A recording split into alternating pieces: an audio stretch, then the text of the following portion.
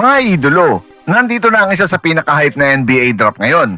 At kung tama ang projection ng mga scout, posibleng ilan sa mga pangalan na maririnig ninyo ay may posibilidad na susunod na mukha ng NBA. Mula kay AJ Debonsa hanggang sa anak ng dating NBA superstar na si Carlos Boozer, na si Cameron Boozer. Alamin natin kung sino ang unang 10 players na napili sa NBA Draft 2026 at kung anong team ang kanilang mapapasukan. Hello guys, welcome! Yo, what's up mga idolo? Welcome back sa ating channel. Ang number 1 overall pick ay si AJ Debonsa. Napili siya ng Washington Wizards. Si AJ Debonsa ay mula sa BYU Cougars. Isa siyang 6'9" scoring machine na ikinukumpara ng ilan kina Kevin Durant at Jason Tatum dahil sa kanyang offensive arsenal. Hindi na sorpresa na siya ang naging number 1 pick ng Wizards. The Washington Wizards select Anise Debonsa Jr. Pangalawa naman dito, si Darren Peterson.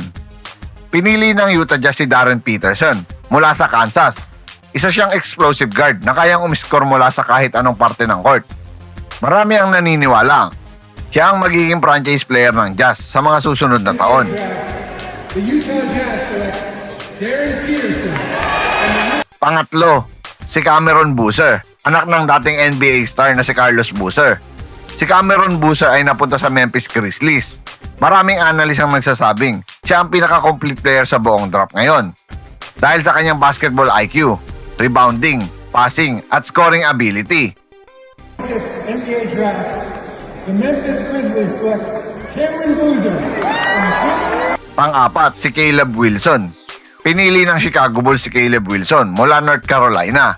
Isang versatile forward na kayang bantayan ng iba't ibang posisyon habang may malaking upside sa offensive end. Pang-lima, si Keaton Wagler. Sa ikalimang pick, kinuha ng Clippers si Keaton Wagler mula Illinois. Isa siya sa mga biggest riser ng draft at kilala sa kanyang shooting at basketball instincts. Pang-anim, si Michael Brown Jr. Napunta naman sa Brooklyn Nets si Michael Brown Jr. Isang elite point guard na may mahusay na playmaking at shot creation.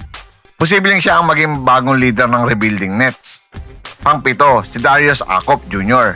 Kinuha ng Kings si Darius Akop Jr., isang dynamic guard mula Arkansas. Kilala siya sa kanyang mabilis na first step at kakayahang gumawa ng sariling opensa.